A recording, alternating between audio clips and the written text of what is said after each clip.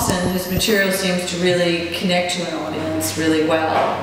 And I guess is that one reason why you signed on to do the piece, was the importance of the author, Jim Thompson, the grifters, and your love of this type of movie? Mm-hmm. Do you like film noir usually? I love film noir. Yeah. Just, you know, I mean, when people talk about cinema, you know, there's obviously a lot of different types and styles of cinema, but for me, I always thought the idea that comes into my head immediately is film noir. Yeah. Is that idea. Also, not being an American, I've always loved the idea of very American stories.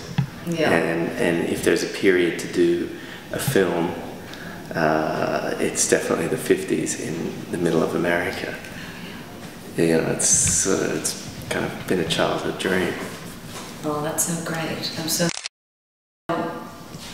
I think that definitely talking as possible, and to do some of the old-fashioned camera angles, some of the lighting, and all that, like an old Bogart movies, what he's often, you know, gone for. Mm-hmm. And I suspect that, like the grifters, I think in some ways it's also a little bit of homage to something like a Carnal Knowledge, because Carnal Knowledge also reflected a social life.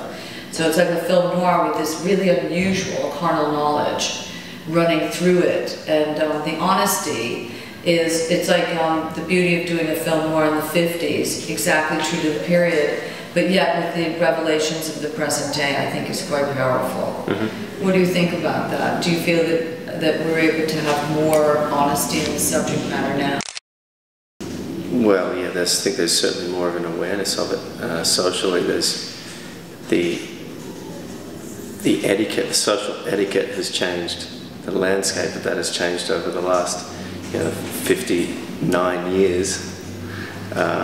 Such an enormous amount. I mean, in some areas not as much as you'd think, but other areas incredibly.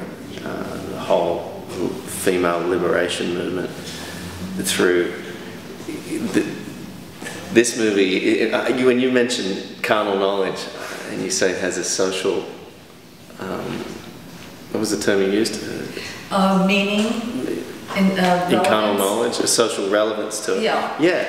Yeah.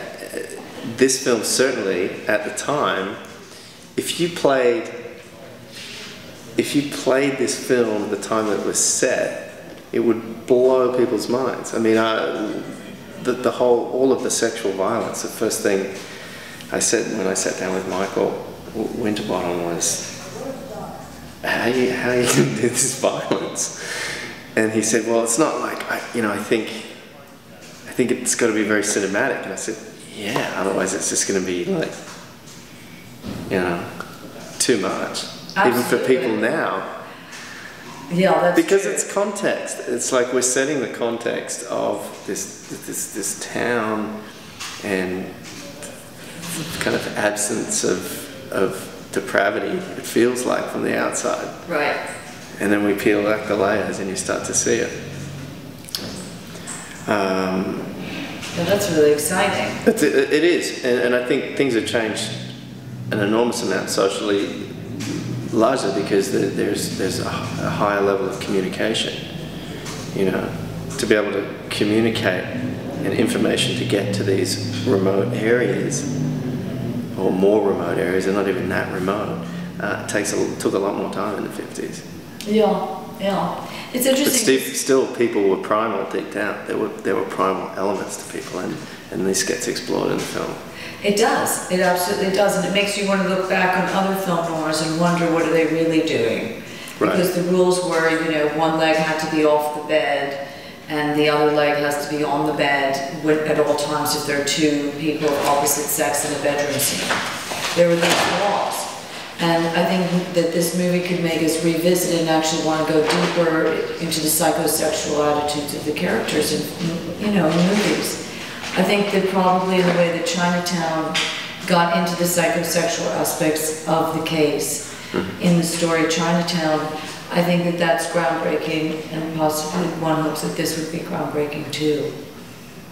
So what kind of work would you like to get if you had a dream to be in a film noir, to be in a period piece that's set in America.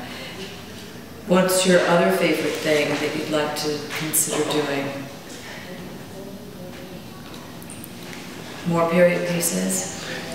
Would you ever do a Victor, like the usual costume pieces, the Elizabeths and the Mary Queen of Scots? Yeah, I do it, but I think there's better people to do it than me. Really? Yeah. So I think I'm better suited to this period than I am to that period. Yeah. I mean, you know, there's a lot of English actors who can sort of ponce around and do that stuff. I'm not really good at that. Yeah. So I'll try. I've tried it before. I wasn't very good at it. really? No, I'm a little more suited to this. I really do like this The period. male pig. You also like dealing with, like, even on your TV show, The Mentalist. I guess that you like to be in the thick of, like, you know, good, bad. You want to be where, you know, gray meets black and white meets black. You want to be part of, like, crime in some ways, the underbelly, and of situations and sort of out there in the gritty zone. Well, I'm always drawn to, I'm always drawn to the grey area. I don't like absolutes, and it's sort of. I'm going to say something smart about the other DVD. Yeah, I will. Thanks. Have you got any tips? You're Howard Hendricks, right? Yeah, that's right. That's a good start. That's cool. No, I think I've always been drawn to the grey area. I like the idea of things not always being as they appear. I think this period is very good for that because there is such a politeness in the socially the way people communicate with each other, which is always very polite. It's not good to speak about another person's It's almost mind. like Pinter could have come to the Midwest and gotten underneath it. So you have to carry yourself in a particular way, but then behind that, I guess, and also there's plenty of other references in different periods like that. I mean Dangerous Liaisons is very much like that as well. There's sort of a courtesy and an etiquette to it. Yeah, and peeling back the period from what we knew before. But as far as stuff that I want to do, I only really like the knight in shining armor if he's flawed, and I only really like the Black Knight if there's some form of sort of empathy with him. You know, I like the conflict of humanity within a person, and I don't think that anyone is completely and wholly good or completely and wholly bad. No, I think once you get into that, then it's all just sort of stereotypes, cliches. Fantastic, thank you. Well, good luck. Thanks. Cheerio. Super. So it did work out well by the end. Now we have to do the Christian version. It worked. It's great. Now you have to do the Christian version where everyone's Not right. totally